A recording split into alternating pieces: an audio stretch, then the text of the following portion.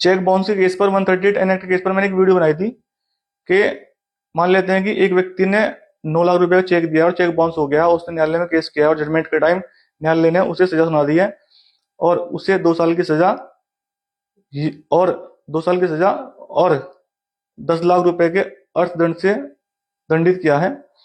तो मैंने ये कहा था कि अगर उसने 2 साल की सजा काट ली है और उसे 10 लाख रुपए के अर्थदंड से दंडित किया गया है, तो साथ ही साथ जजमेंट में कोर्ट ये मेंशन करती है कि 2 साल की सजा, 10 लाख रुपए का अर्थदंड, अर्थदंड ना देने पर 6 महीने की अतिरिक्त सजा।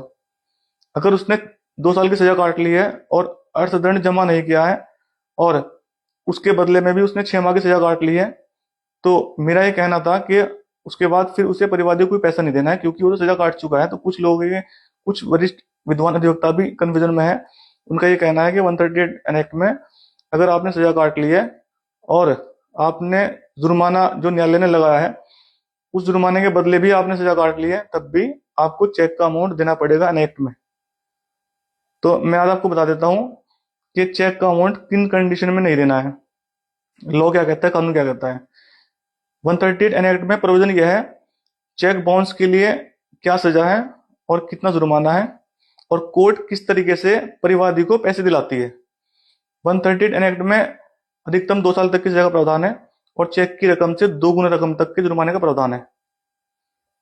अगर एक व्यक्ति ने 9 लाख रुपए का चेक बाउंस का मुकदमा किया है और कोर्ट ने उस व्यक्ति को सजा सुना दी है 2 साल की और साथ ही साथ 10 लाख रुपए का जुर्माना लगा दिया है, क्योंकि कोर्ट जब भी जजमेंट करती है तो चेक का जो अमाउंट है उसके साथ में कुछ अर्थदंड जोड़कर टोटल जुर्माना लगाती है, यानी कि 10 लाख रुपए का जुर्माना लगा दिया कोर्ट ने। और साथ साथ कोर्ट ये मेंशन करती है अपने जजमेंट में 2 लाख रुपए की 2 साल तक की सजा और 10 लाख रुपए के अर्थदंड से दंडित किया जाता है। अर्थदंड न देने पर 6 माह का अतिरिक्त कारावास और बिताना होगा। तो अगर उसने 2 साल की सजा बिता ली है और अर्थदंड जमा नहीं किया है, फिर 6 महीने की और सजा बिता ली है, तो किस चीज के पैसे देगा परिवादी को? फिर कानून में तो यही है ना, 138 एन एक्ट में कहीं ये नहीं है कि आपने 2 साल की सजा बिता ली है, फिर आपने अर्थदंड ना देने पर उसके बदले सजा बिता ली है और उसके बाद भी आपका पैसा परिवादी पर ड्यू रहेगा। ये कहीं नहीं है कानून में, केवल यह है कि 2 साल की सजा या चेक की रकम से 2 गुने तक की सजा। अब परिवादी को कोर्ट पैसे कैसे दिलाएगी? कोर्ट अपने जजमेंट में जब जजमेंट पास करती है, कानून ये कहता है परिवादी को चेक का अमाउंट है, मान लेते हैं 9 लाख रुपए चेक का अमाउंट है, 2 साल की सजा और 10 लाख रुपए के अर्थदंड से दंडित किया जाता है और 10 लाख रुपए परिवादी को बतौर कंपनसेशन दिए जाएंगे, क्योंकि चेक बाउंस के मुकदमे में कंपनसेशन का प्रावधान है। धारा 357 क्लोज 1 सीआरपीसी में के अकॉर्डिंग कोर्ट कंपनसेशन के रूप में परिवादी को पैसे दिलाती है।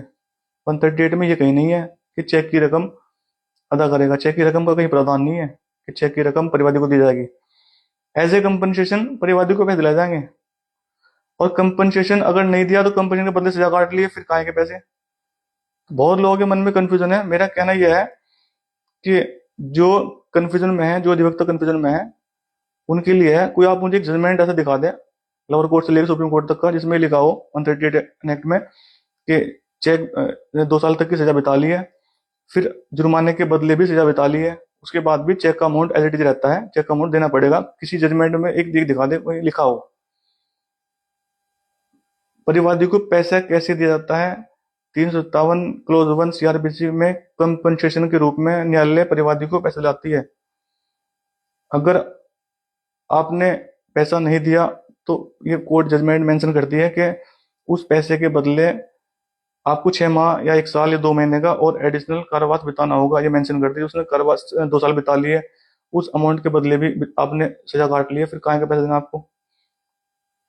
138 एन एक्ट में ऐसा कोई प्रोविजन नहीं है कि 2 साल की सजा बिता ली, फिर जो कोर्ट ने जुर्माना लगाया उस जुर्माने के बदले भी सजा बिता ली, दोनों बिताने के बाद भी कोई अमाउंट ड्यू रहता है। ऐसा कोई लॉ नहीं है, नहीं ऐसा कोई प्रोविजन है 138 एन एक्ट में।